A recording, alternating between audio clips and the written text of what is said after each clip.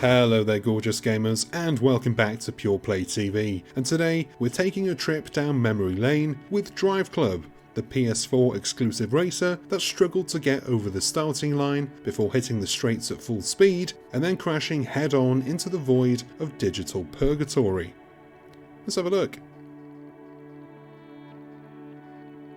Driveclub was supposed to be the social driving experience for the modern gamer. Always connected and always online. Two phrases that sank the Xbox One. Well done Matrick, you pleb. But these actually elevated Driveclub's pitch to players. No matter where you were, what you were doing, you were part of a like-minded community. You'd be able to join racing clubs, or start your own, taking part in team races, or passing challenges onto your friends and rivals. Even if you didn't have a controller in your hand, you could still be part of the action with the social app. It was the racing game for the superfans, made by superfans. Well, that was the pitch. The pitch and the product are rarely ever the same. Though Driveclub achieved more than it failed, and when it worked, it did what it set out to achieve, mostly.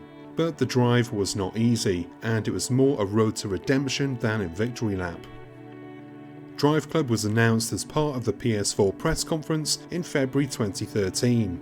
Evolution Studios' big new exclusive was given prime-time billing on stage, with an announcement that the game would release later that year. What's more is that Driveclub would release as two versions, the regular game that anybody could buy and Driveclub PS Plus Edition, which despite sounding like some fabled freebie was actually just an extended demo for the game, offering a limited amount of the game's tracks and cars, enticing would-be buyers into making a full purchase. This PS Plus edition was to be the source of many of Driveclub's woes. Driveclub did not meet its original release window, instead being pushed back to early 2014, with the Sony PR machine spinning the familiar "time to get it right" line. But early 2014 came, and with it came another delay, and then another, and you get the picture.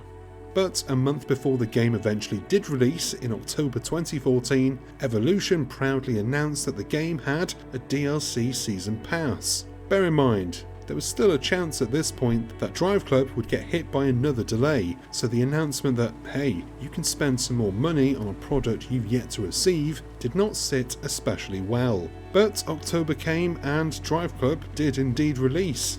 Kind of. Discs were on store shelves, and the game was on the PlayStation Store, but the PS Plus edition was nowhere to be seen. And even the full version of the game struggled, with many players trying and failing to get online during launch. Sony and Evolution blamed this on the game's servers hitting a higher than expected capacity. Did those pre-order numbers not clue them in to how many people were expected to knock at the door?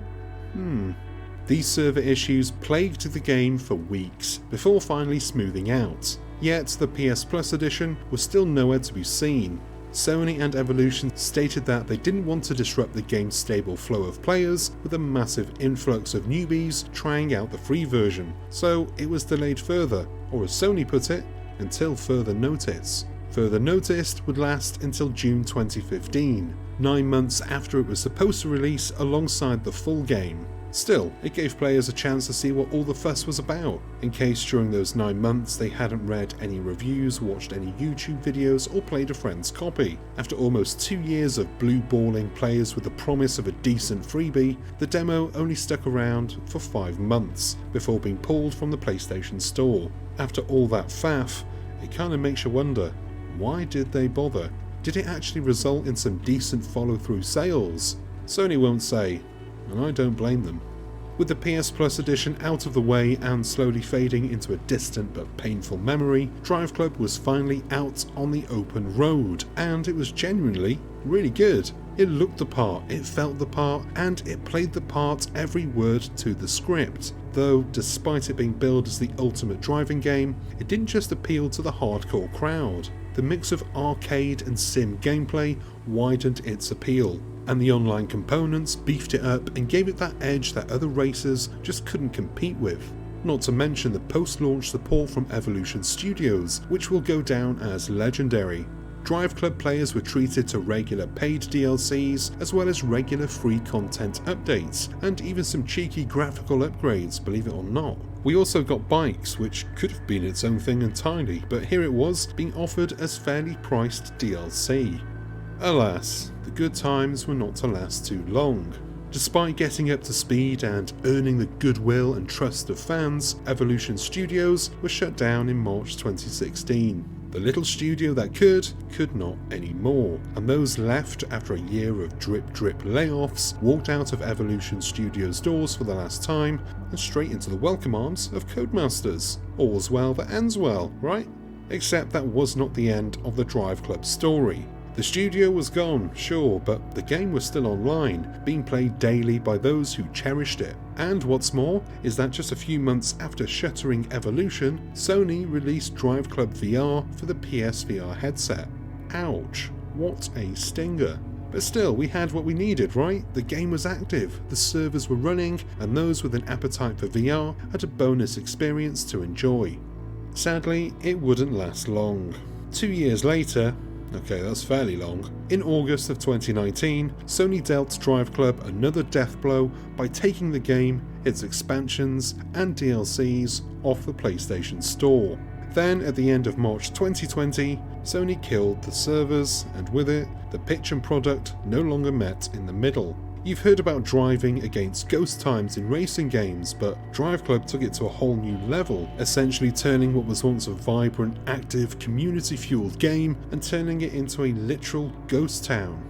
You can still play Driveclub offline and work your way through its challenges and career mode, but any and all social integration is gone. Its main menu literally turning the lights off on its biggest features. It is a sad end for Driveclub, and now here we are, a decade later, and you can't even buy the game digitally anymore. So if you never played it, or your dog chewed your disc, you'll have to hunt down a physical version, but you'll never experience the same game again. It's dead. I kinda miss it. And that is the end of this video. Thank you for taking the time to watch, it's always appreciated. If you enjoyed this video and want to show your appreciation, you can go down below and hit the like and subscribe buttons and give the bell icon a nudge so you're notified whenever we've got new stuff for you to watch. I've been Chris, you've been gorgeous, and I'll see you on the next one. Until then, cheers my dears.